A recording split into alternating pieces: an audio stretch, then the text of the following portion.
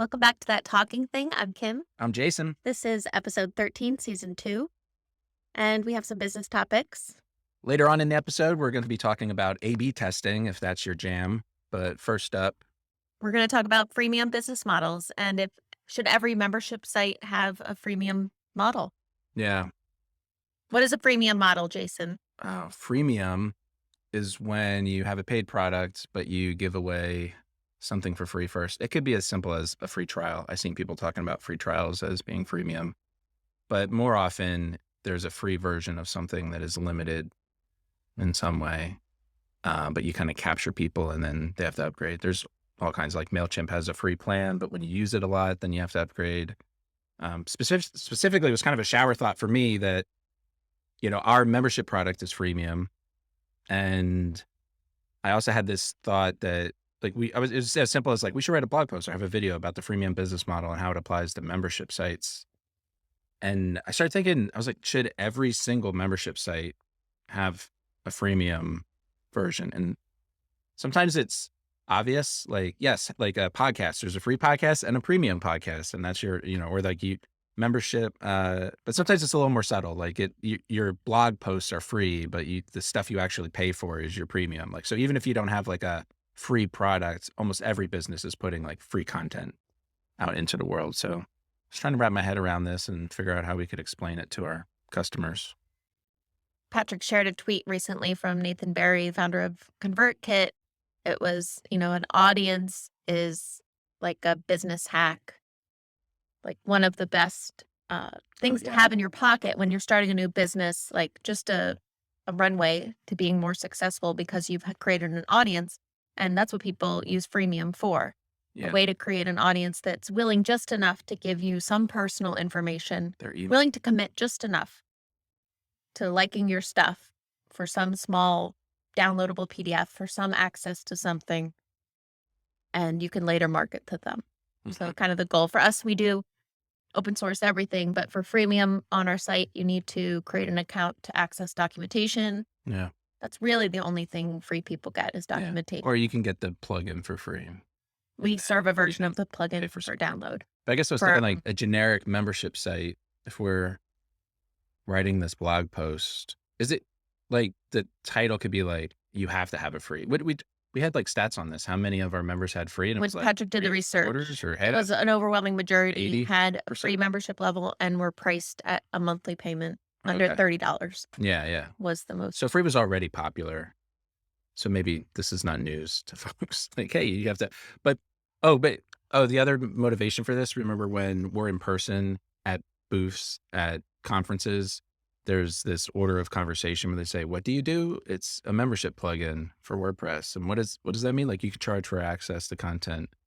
And then it's, what does it cost? But it's free. And how do you make money? Or they say can you use it even if you're not charging for access? Yes. Our membership plugin is called Paid Memberships Pro. So it's kind of, we have to say, hey, it's okay if it's free, figure out a nice way to include that message. I think some of the app updates we're doing in the workflow is is this a free level? But I thought we should just recommend if they don't have a free level, hey, you don't have a free level. Yeah, great one. Sorry.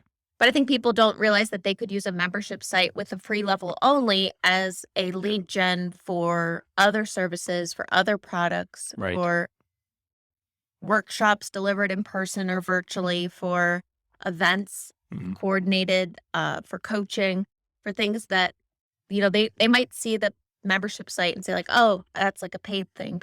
I don't want to get paid that way. My product has to be direct sold. My product has to be price configured based on, the audience I'm serving with my coaching skills.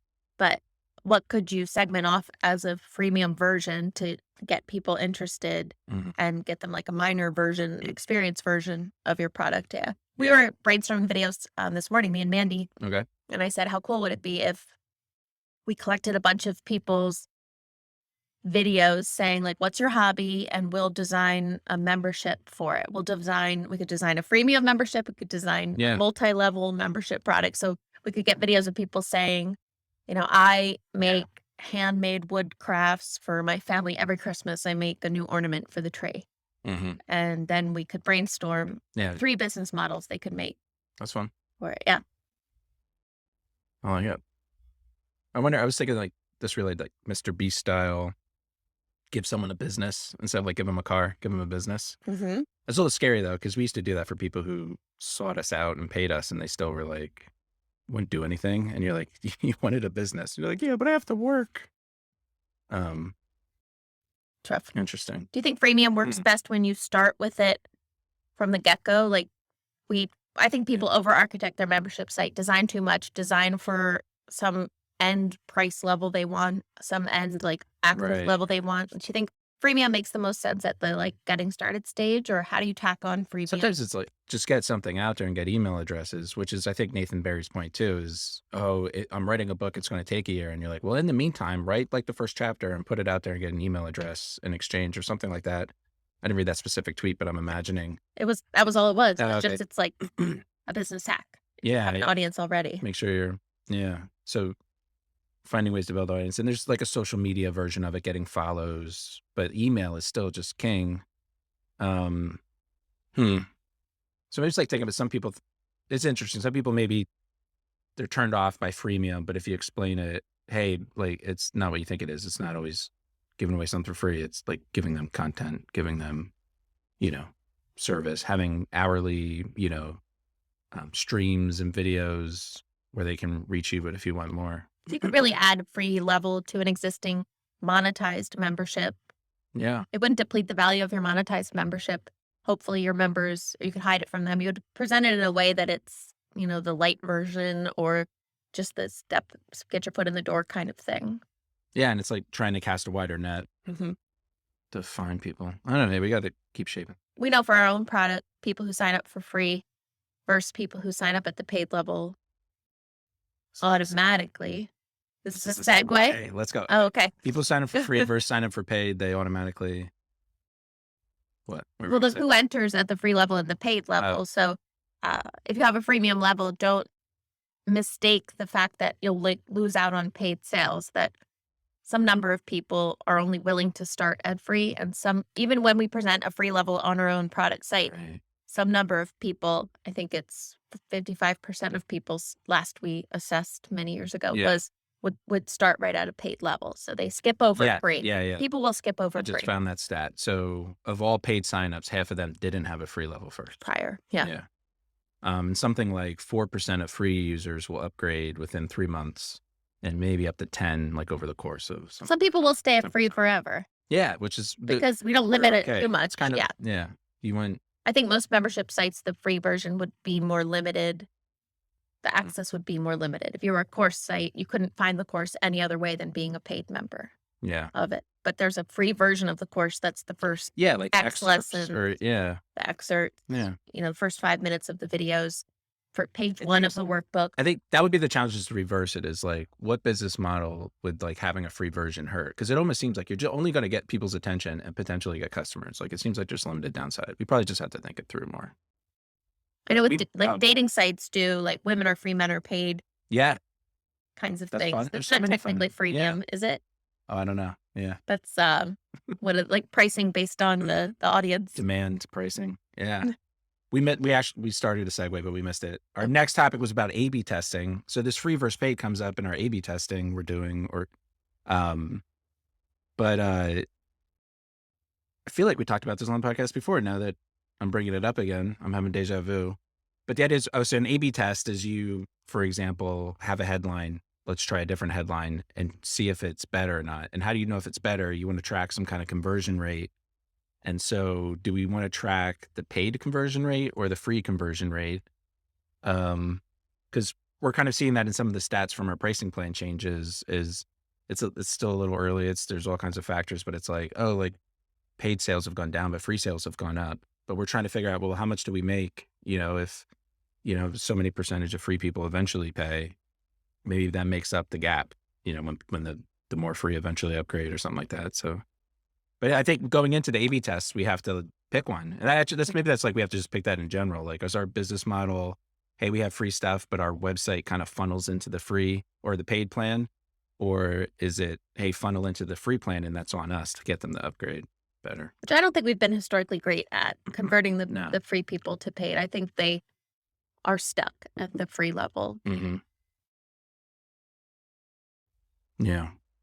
I would rather A/B test the entry at paid level, because I think that our competitors that don't have a free version, they have a benefit, because I firmly believe that once a person has committed to buying something, they're also more emotionally committed to being successful with it. And we've talked about that before. You and I have just talked If you about pay that. Yeah. first, you kind of, There's like ego, you've made a decision, yeah. you know, shown that you believe so much to give your credit card to it. When you buy something for free, you aren't motivated to necessarily So activate it. you might have misspoke. So do you think we should focus on paid customers because they're better? We Of should course we focus make more on money. A/B tests that optimize for entering at the paid level, not Paid level. entering at the Okay. free Yeah. level. Yes. Or as a business decision, we could say, hey, we're going for market share. Like that's and like the fact that our free product is better than everyone else's paid product is kind of like our secret sauce. It's our marketing angle that, is like the judo that we're doing. We're not hitting them direct on. We're if you compare our paid plans, they seem kind of similar. But our free plan is so much, they don't even have one. And our free plan is as good or better than their paid plan. So it's like leading into that, and maybe take a hit on revenue if we optimize, but like go for market share long term. I don't know. It's maybe just a business decision. Maybe we have to make the business decision and then the A/B testing is clear. Like Okay. we used to do this with customers where they, their homepage, they'd have the slider and it's like, call us or email us or download this or do this. And I was like, which one do you want them to do? And they're like, realistically, I want them to call me. It's like, all right, put the call me front and center. And that's what you focus on, and then you can have catch, if they didn't take that call out, if they didn't call, at the bottom of the page or something. It's like, hey, maybe you're not the type of person who calls. You can also contact us these ways. Yeah. So, but it's like, hey, money The is market fun. share question is why I asked you, and this is something we don't know, what percentage of people come to our site, make a decision to join at paid or free, but have already installed our plugin on their WordPress site, and we don't know that. If we knew that, then I would say market share is unrelated to how people buy on our site, or it's not directly related. People signing up for free on our site, if I knew that 10% of them already had it installed, my gut is telling me 99% of them already have it installed, but I might be wrong. I don't know that I think people are overwhelmingly discovering us through their admin of their WordPress site. Right. Okay. So or installing our they plugin. come to our site and they skip right the paid because they've been using our free plan without logging in for a while. Yeah. Yeah, we'll have to estimate that. We'll get, when we do like some more in-app data, we can track like and cross-reference. I mean, long-term market share is related to the success of the businesses built on our platform, because we could be the product that people use to try to start a business. And if they keep trying and failing, then we're always just getting these entrepreneurs who have like a 6-month to burnout on their business idea. But the people that are willing to pay from the get-go potentially have more of a commitment to their It's a really good business. indicator that they're more serious. They are at least funded to some extent. Yeah. And Whether it's funded Wait, through a overdrawn account or not. we got a couple minutes. I want to back up. You said you wish you knew. So the 50-50 stat doesn't feel good enough because you're like, some of those paid people weren't on our site yet, but they were probably using the product. You'd rather have a more accurate number. Why? How does that help you make decisions? If you know, for example, that it's 75% of people who check out for paid levels are using the product, or 25% are already using the product, how would you change? Because free on our site is an email address, right? Yeah. And we do that to get their email address so we can convert them later, and so they get documentation access. Okay. When people are already using the platform. I get why it's different, but why does it matter?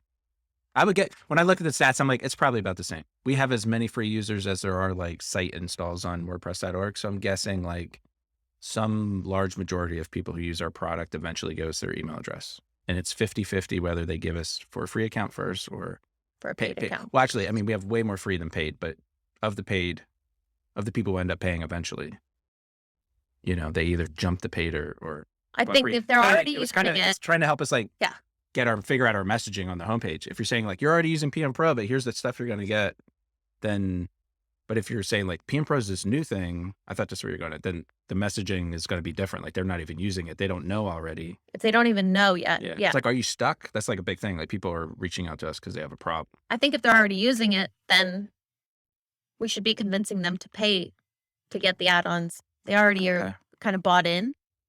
Yeah. But I think the people who haven't even had it yet, it's hard to sell them on paid. Right.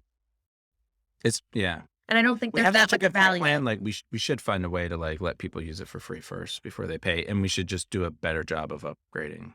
That feels like the right business plan, but we also like Upgrading. a lot of time. Yeah. Well, we're getting into this. Time's up though, so we'll have to continue this conversation some other time. It's good things to work on.